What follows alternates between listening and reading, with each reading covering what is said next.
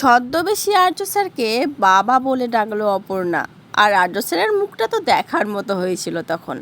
তাহলে কি ছদ্মবেশী আর্য স্যারকে চিনেই ফেললো অপর্ণা? কি মনে হচ্ছে? পুরোটা জানতে ভিডিওতে লাইক দিয়ে চ্যানেলটা সাবস্ক্রাইব করে দেখতে থাকুন। চিরদিনই তুমি যে আমার সিরিয়ালের আগামী পর্বে আমরা দেখতে পাবো আর্য স্যার চুপচাপ বসে থাকলে অপর্ণা গিয়ে তার সাথে কথা বলতে থাকে। কথা বলতে বলতে একটা পর্যায়ে গিয়ে বলে, আপনি তো আমার গুরুজন, আপনি তো আমার বাবার মতো।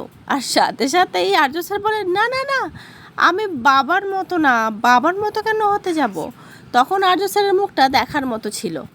তারপরে সেখানে সতীনাথ বাবু আর সুমি কাকি চলে আসে।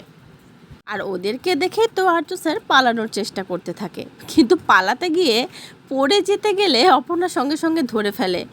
আর অত কাছাকাছি এসে আর্য স্যারের তখন অপর্ণার মনে হয় যে এই লোকটাকে চেনা চেনা লাগছে, কেমন যেন সন্দেহ হয় অপর্ণার। অপর্ণা আর্য স্যারের চোখের দিকে তাকিয়ে থাকে, তাকিয়ে জিজ্ঞেস করে, আপনি কে? আপনি কে বলুন তো, আপনাকে অনেক চেনা চেনা লাগছে কিন্তু চিনতে পারছি না। আর্য স্যার তখন মুখটা লুকানোর চেষ্টা করে। তো বন্ধুরা, কি মনে হচ্ছে, অপর্ণা কি শেষমেশ চিনেই ফেললো আর্য স্যারকে? আর্য অপর্ণার কি মিল হয়ে যাবে খুব তাড়াতাড়ি?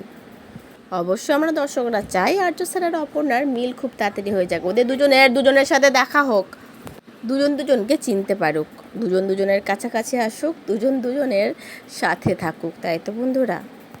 তো আজকের পর্বটা কেমন লাগলো অবশ্যই কমেন্ট করে জানিও। পরবর্তী আপডেট নিয়ে তাড়াতাড়ি আসছি, সঙ্গে থেকো, সাথে থেকো, চ্যানেলটা সাবস্ক্রাইব করে দিও। ধন্যবাদ।